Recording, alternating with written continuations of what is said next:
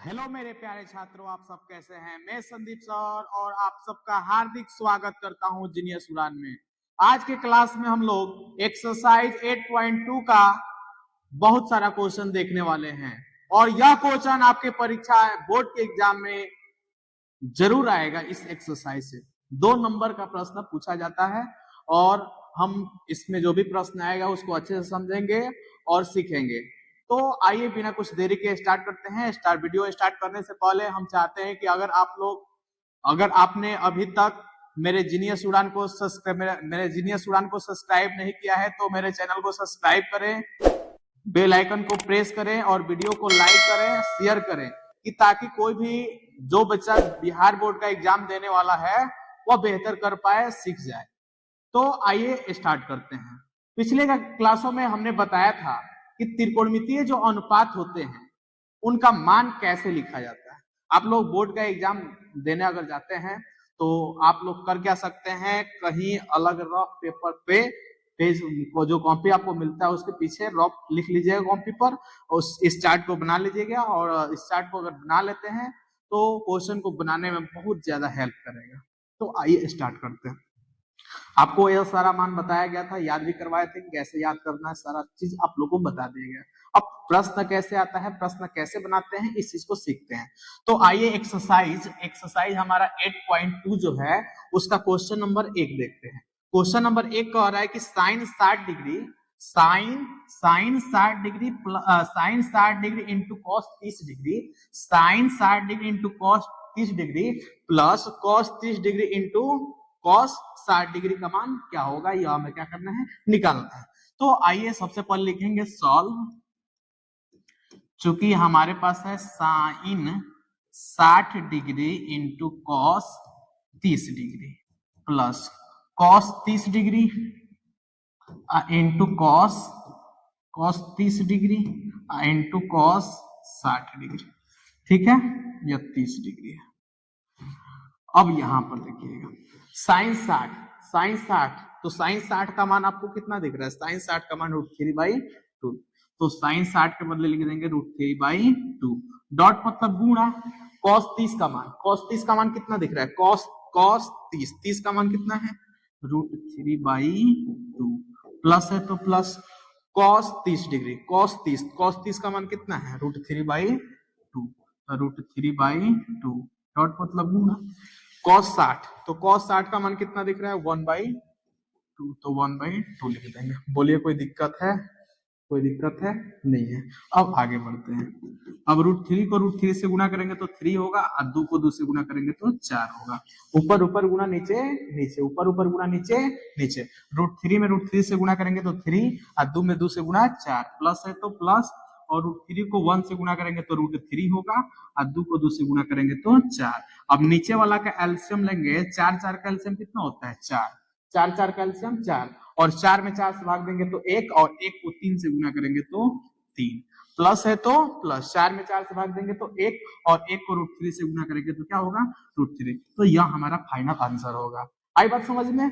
तो इस तरह से क्वेश्चन नंबर 1 को हम क्या कर सकते हैं, बना सकते हैं बहुत ही आसान तरीके से। अब चलिए क्वेश्चन नंबर 2 को देखते हैं। अब क्वेश्चन नंबर जो 2 है वह क्या है, यहां पर देखिए क्वेश्चन नंबर 2 कह रहा है कि 2 tan square 45 degree plus cos square 30 degree minus sine square 60 degree. अब इसको कैसे बनाना है इस बात को जानते हैं। तो यहां पर देखिएगा, यहां पे सबसे पहले लिखेंगे 100,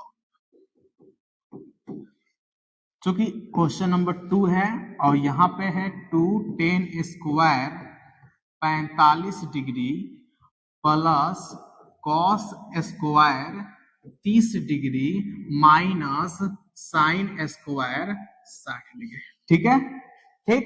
अब यहां पर 2 है तो 2 साइन tan 45 का मान कितना होता है बाबू, tan 45 का मान 1, tan 45 का मान 1 तो 1 स्क्वायर है तो क्या कर देंगे स्क्वायर, प्लस है तो प्लस cos 30 का मान कितना होता है, अभी बताए हैं cos 30 का मान आप लोग को होता है √3/2 √3/2 स्क्वायर है तो क्या कर देंगे स्क्वायर।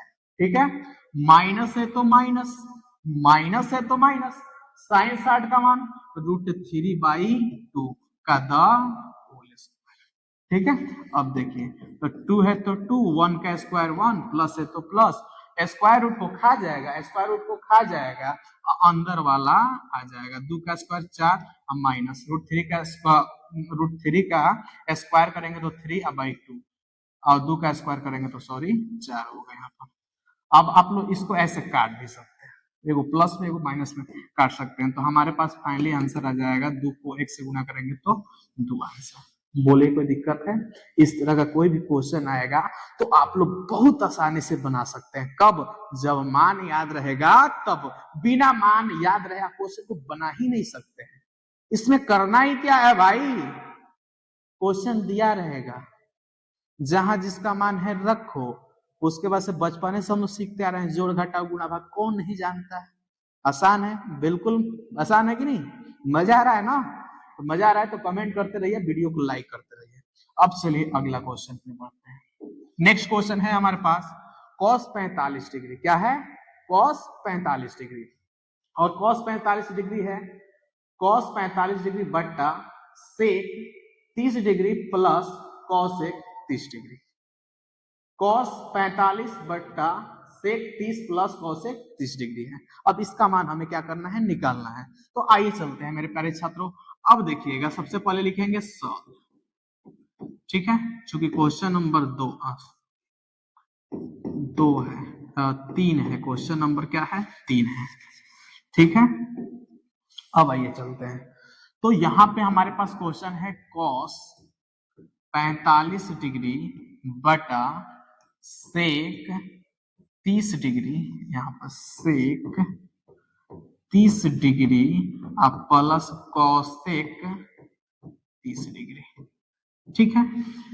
अब यहां पर आप लोगों को पता है कि cos 45 का मान क्या होता है? cos 45 का मान क्या होता है? 1/√2, और टोटल का बट्टा है तो टोटल का बट्टा।